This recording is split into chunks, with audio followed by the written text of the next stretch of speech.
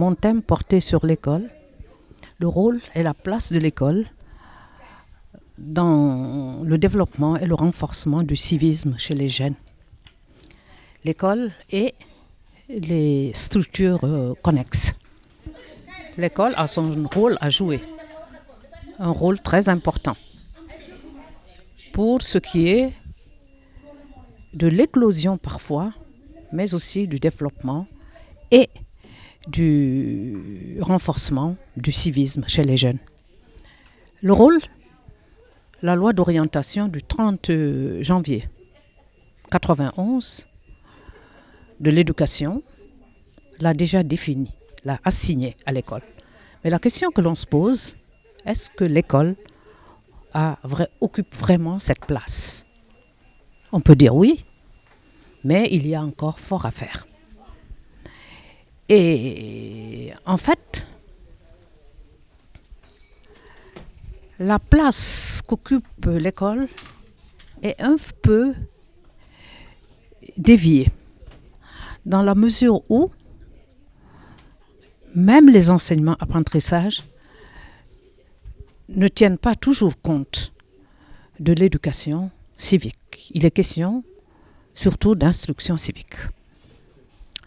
Et il y a bien entendu aussi un autre problème, c'est celui des acteurs principaux, les enseignants.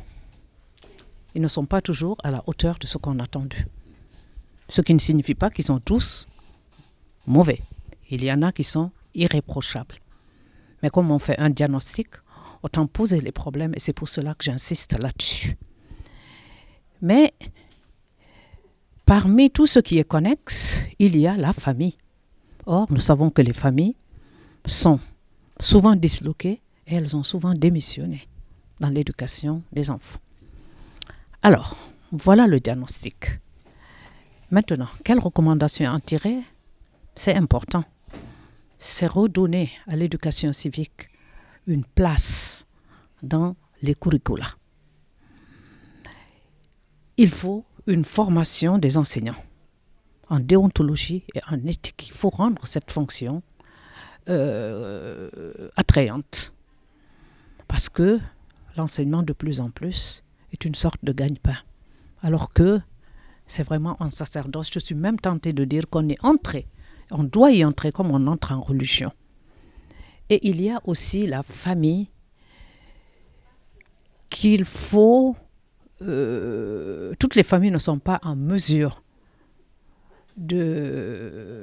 d'éduquer, il faut le dire, dans les conditions dans lesquelles ils sont, etc. Et quand je parle de conditions, je ne parle pas seulement de conditions matérielles. C'est un tout.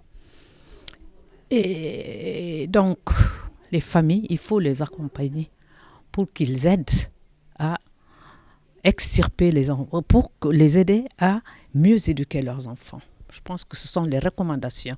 Mais en fait, je crois que ce qu'il faut surtout retenir, c'est que le civisme, c'est un exemple à suivre. Et que donc, sous cet angle, nous sommes tous interpellés, parents, gouvernants, etc. L'école, bien entendu, est au cœur de tout cela.